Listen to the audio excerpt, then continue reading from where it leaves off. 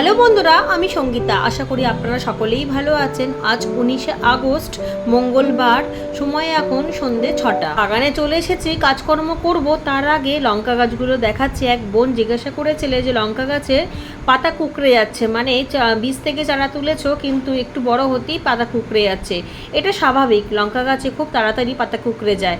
এই দেখো, আমার গাছে আমি সব সময় কাঠের ছাই দিয়ে রাখি বলেই এই দেখুন গাছের পাতা একেবারেই সবুজ আছে, সতেজ আছে এবং টান টান রয়েছে। আমারও কিন্তু প্রচুর চারা নষ্ট হয়ে গিয়েছে এই অতিরিক্ত বৃষ্টির জন্য।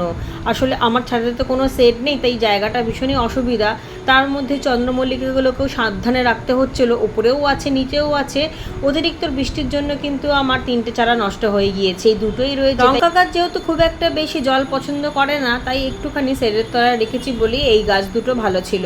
এখন আবারও একটু কাঠের ছাই দিয়ে দিলাম, গাছের গোড়াতেও দিয়ে দেবো। কাঠের ছাইতে এমনিতেও পটাশটা খুব ভালো থাকে, গাছটা বাড়তে খুব সুবিধা হবে। মাটি একেবারেই নর্মাল করে বসিয়ে দিয়েছি। ওই আমার পুরনো গোবর সার ছিল, তার মধ্যেই আমার পুরনো গাছের মাটি দিয়েই বসিয়ে দিয়েছিলাম। এত প্রচণ্ড হাওয়া দিচ্ছে কালকে থেকে যে আমার কলা গাছের আবার একটা কাঁচা ডাল কিন্তু ভেঙে গিয়েছিল। কয়েকদিন আগে একটা কাঁচা ডাল ভেঙে গিয়েছিল ঘুড়ির সুতোতে আটকে গিয়ে, কারণ ঘুড়ির সুতোতে তো প্রচুর পরিমাণে মার থাকে, আর এইটা ভাঙলো এই প্রচণ্ড হাওয়া দেওয়াতে।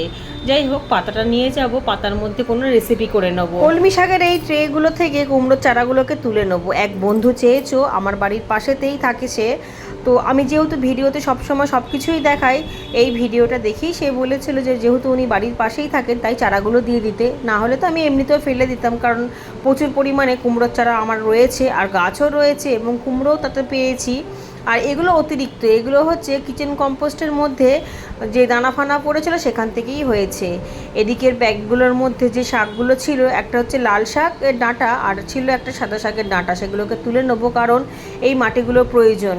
12 ইঞ্চির এই খোলা গ্রো ব্যাগটার মধ্যে দুটো চিচিঙ্গের চারা বসিয়ে দেবো।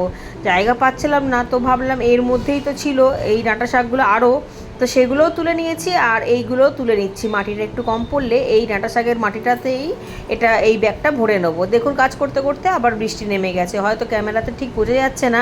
এই সময় এই এক অসুবিধা, এই রোদ এই বৃষ্টি, কোনো কাজ করতে গিয়ে একেবারেই শান্তি পাওয়া যায় না। আর এই বৃষ্টিতে ভিজে ভিজে কাজ করতে করতে শরীর খারাপ হয়ে যায়। আমার তো ভীষণই শরীর খারাপ, ঠিক হচ্ছে আবারও অসুস্থ হয়ে পড়ছে এই বৃষ্টির জন্য। এখন মাটিতে কোনো খাবার দেবো না, যেহেতু বৃষ্টির জল পড়ছে, প্রচুর খাবার রয়েছে বৃষ্টির জলে, আর তাছাড়া গোবর সার মেশানোই ছিল এই ডাঁটা গাছ লাল গাছগুলোর মধ্যে, সেই জন্য এখন আর কোনো কিছু দেবো না, শুধুমাত্র চারাটা তুলে বসিয়ে দেবো। একটা বসিয়ে দিয়েছি আর একটাও হালকা করে বসিয়ে দেবো, এক সাইডে রেখে দেবো স্ট্যান্ডের মধ্যে। বর্ষার জল পড়াতে এই চারাগুলোও কিন্তু খুব ভালোভাবে বেড়ে উঠবে। আর যেহেতু আমার কাছে এর থেকে বড় জায়গা এখন খালি নেই, তাই জন্য এই ব্যাগগুলোর মধ্যে দিতে হলো। এই ব্যাগের মধ্যেও কিন্তু খুব ভালো ফলন পাওয়া যায়। আমি কিন্তু গত বছর এই ছোটো 12 ইঞ্চি ব্যাগের মধ্যে ঝিঙে গাছও করেছিলাম, ঝিঙেও প্রচুর পেয়েছিলাম, সেটা তো আপনাদের সাথে শেয়ার করেছি, এবং লাউ গাছও করেছিলাম, সেখান থেকে কিন্তু আমি 2টো লাউ পেয়েওছিলাম। তবে ক্যারেটে করলে একটু বেশি ফলনটা পাওয়া যায়, দেখাই যাক কতটা কি ফলন হয় না হয়, সবই ওপরওয়ালার হাতে, আমরা শুধু কর্ম করে যাই। এদিকের গাছগুলোকেও সরিয়ে ফেলতে হবে, তবে লাল শাকের মধ্যে অনেক বীজ আছে, সেই বীজগুলোকে তুলে অন্য কোনো জায়গায় দিয়ে দিতে হবে ছড়িয়ে, তাহলে অন্য জায়গাতেও লাল শাকের গাছ বেরিয়ে যাবে। আর এদিকে ডাঁটা শাকের গোড়া টোড়াগুলোকে কেটে নেবো, কারণ এরকম মাটি শুদ্ধ অবস্থা রান্নাঘরে নিয়ে গেলে রান্নাঘরটা পুরো মাটি মাটি হয়ে যাবে। সেই জন্য গোড়ার জায়গাটাকে ভেঙে এই গুঁড়ো ব্যাগের মধ্যে দিয়ে দিলাম, কারণ এই গুঁড়ো ব্যাগের মধ্যে নিচে জমা হলে উপরে কিছুটা মাটি দিয়ে আবার একটা বেড তৈরি করা যাবে। যদিও বা এই সরু গুঁড়ো ব্যাগটার মধ্যে আমি ডাঁটা শাকই করি আর ভেন্ডি গাছ করি, আর অন্য কোনো গাছ তেমনভাবে করি না। তবে ফুল গাছও কিন্তু রয়েছে। এই সরুগুলোর থেকে চওড়া গুঁড়ো ব্যাগগুলো বেশি ভালো। সব ডাঁটাগুলোকে ছাড়িয়ে নিলাম, পাতা ঠাতা, আর এদিকে লাল শাকের দানাগুলোকেও ছাড়িয়ে নেবো। কচু গাছের একটা গোড়া আছে, সেই কচু গাছের গোড়া অনেকটা জায়গাও রয়েছে, একটা ড্রামের মধ্যে যেহেতু করেছিলাম সেখানেও দিয়ে দেবো, সেখানে দিয়ে দিলে অনেক লাল শাক পাওয়া যাবে। আর আমি প্রচুর ডাঁটা শাক খেয়েছি, ডাঁটা শাক তো খুব সহজেই হয়ে যায়। এখন আর ডাঁটা গাছের চারা করব না, কারণ শীতের জন্য আমাকে অনেক জায়গা বের করতে হবে। এই দেখুন কত বীজ, এগুলোকে একটু ডললেই বীজগুলো বেরিয়ে আসবে, দেখুন কত কালো কালো বীজ, প্রচুর বীজ আছে। না ডললেও অসুবিধা নেই, এমনি বীজগুলো ফেটে যখন বেরাবে তখন গাছ উঠে যাবে। এরকমভাবেই কিন্তু আমার অনেক সবজির ক্যারেটে, এমনকি ফুল গাছের গোড়াতেও কিন্তু লাল শাক প্রচুর পরিমাণে হয়, পুঁই শাক গাছের গোড়াতেও কিন্তু হয়, যেহেতু মাটিগুলো এপাশ ওপাশ বদলা বদলি হয়, তাই জন্য এইভাবে বেড়ে উঠবে। হোক শাক হোক কোনো ব্যাপার নেই, লাল শাকটা আমাদের ঘরে সবাই খুব ভালোবাসে। আর এইখানে অনেকটা জায়গাও রয়েছে, কিছুটা পুঁই শাকও কেটে নেবো, দু রকমের পুঁই শাক কেটে নেবো, লাল শাক লাল পুঁই এবং সাদা পুঁই চচ্চড়ি করব। অনেক দিন ধরেই আমার হাজব্যান্ড বলছে, তো করা হচ্ছে না, আসলে অনেক রান্না থাকে তো অনেক কিছুই করতে করতে দেরি হয়ে যায়, গাছের কাজ থাকে, তার মধ্যে ছেলের স্কুল পরীক্ষা চলছে, আবার মেয়ে কদিনের জন্য থাকতে এসেছে, সব মিলিয়ে সময় করে উঠতে পারি না। আর যেহেতু বাড়িতে অনেকেই রয়েছে তাই ভাবলাম পুঁই শাকের চচ্চড়ি করা যাবে, সবাই খুব ভালোবেসে খাবে। একটুখানি ফুলও তুলে নেবো।